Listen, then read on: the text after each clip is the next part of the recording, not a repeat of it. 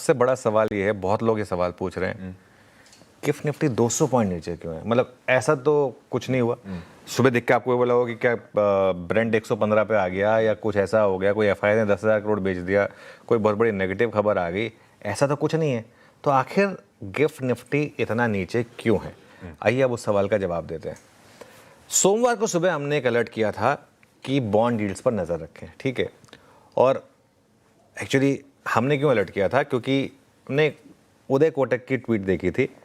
और उदय कोटक नॉर्मली ना आशीष, मैं मानता हूँ कि इस देश के सबसे शानदार मार्केट एक्सपर्ट है। भले ही वो इस देश के सबसे बड़े बैंकर हैं, लेकिन जो उनकी मार्केट की सेंस है ना, वो सभी मार्केट एक्सपर्ट्स के बराबर है, जिस तरीके की उनकी मार्केट सेंस होती है।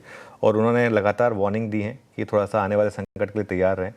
और ये तभी वो इस तरीके की बात करते हैं जब इस तरीके का कोई संकट सामने होता है, ठीक है। और उन्होंने क्या कहा था कि जो बॉन्ड डील्स है ये थोड़ा सा ढंग से दिखाएं, दिख नहीं रहा है ये, आई थिंक बहुत क्रंच हो जाता है। इसको एक काम करें, फुल में दिखाएं, हाँ ठीक है ना। तो उन्होंने कहा था कि जो 4.16 वाला था वो 4.60 पर आ गया है। और when US needs this world gets a cold, watch out for bond yields around the world। और अब हुआ क्या, देखिए, अब आप 30 ईयर का बॉन्ड यील्ड और 10 साल के बॉन्ड यील्ड के चार्ट दिखाइएगा मुझे ज़रा, और कहाँ पर आ गए हैं। पूरी दुनिया में बॉन्ड यील्ड्स ऊपर आई हैं, लेकिन आप यूएस की बॉन्ड यील्ड्स देखिए, ये देखिए, ये 10 साल की बॉन्ड यील्ड है यूएस की और उस लेवल को क्रॉस कर रही है। और 30 ईयर की बॉन्ड यील्ड दिखा दीजिए एक बार। 30 ईयर की बॉन्ड यील्ड जो है वो 2007 के बाद का सबसे हाईएस्ट लेवल है। 2007 याद है आपको? याद दिलानी की जरूरत है कि उसके 2007 की global financial crisis, mortgage crisis, वो सब जो था, ठीक है। और ये अब 10 साल की बॉन्ड यील्ड भी है, वो भी जैन 2025 के बाद का हाईएस्ट लेवल है। और 30 साल की जो बॉन्ड यील्ड है वो 2007 के बाद की सबसे हाईएस्ट बॉन्ड यील्ड है। पहले तो मैं इस यूएस के लिए क्यों इंपॉर्टेंट ये बताऊंगा, उसके बाद मैं आऊँगा कि हमारे लिए क्यों इंपॉर्टेंस है इसकी। देखिए, 10 साल की जो बॉन्ड यील्ड होती है ना, ये वहाँ के जो बेसिकली जो आप लोन लेते हैं, mortgage, auto loan, credit card, ये सब के लिए बेंचमार्क होता है। जैसे जैसे ये बढ़ती हैं ऑब्वियसली आपकी उस हिसाब से रेट बढ़ती है। 2 साल की बॉन्ड यील्ड 4.12 पर पहुंच गई। अब 2 साल की बॉन्ड यील्ड की इंपॉर्टेंस क्या होती है, ये फेड के हिसाब से इंपॉर्टेंट होती है कि फेड आगे क्या करेगा। रेट कट हो तो आप भूल जाइए, वो पावल के ऊपर उन्होंने इतना प्रेशर डाला, पावल ने नहीं रेट डाला। अब तो उनके खुद के नॉमिनी आ गए हैं, वो भी रेट कट करके दिखा दें ऐसी मार्केट में मैं मान जाऊंगा। उनको भी रेट हाइक के बारे में सोचना पड़ेगा, रेट कट तो आप भूल जाइए, ठीक है।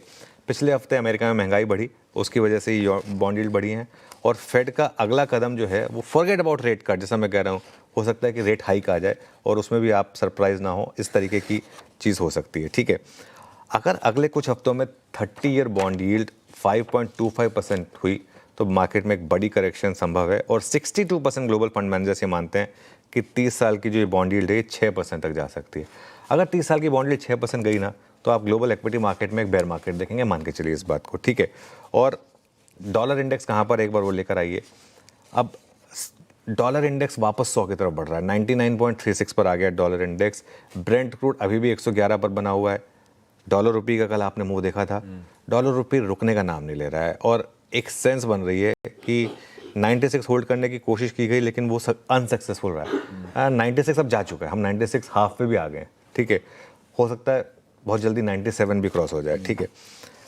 ऑब्वियसली इकलौता फैक्टर नहीं है, लेकिन इसमें आप बाकी सारे फैक्टर्स ऐड कर दें तो थोड़ा सा जो है ये मुश्किल हो जाता है। कल अगर आप देखें यूएस मार्केट, इसी वजह से कल यूएस मार्केट में सेंटीमेंट बिगड़ा और काफ़ी मुनाफा वसूली आपको देखने को मिली। डाउ जोन्स 300 पॉइंट नीचे था, नैस्डैक लगातार अंडर परफॉर्म कर रहा है पिछले 3-4 दिनों से, 220 पॉइंट नीचे था। और S&P 500 ये भी नीचे था। और ऐसा नहीं कि कच्चा तेल बहुत ऊपर भाग गया, इनफैक्ट कल जब यूएस मार्केट ट्रेड करी तब तो कच्चा तेल नीचे था, उसके बावजूद मार्केट गिरा है। और ये पूरा का पूरा जो इम्पैक्ट है ये बॉन्ड मार्केट की वजह से हुआ है बेसिकली। आज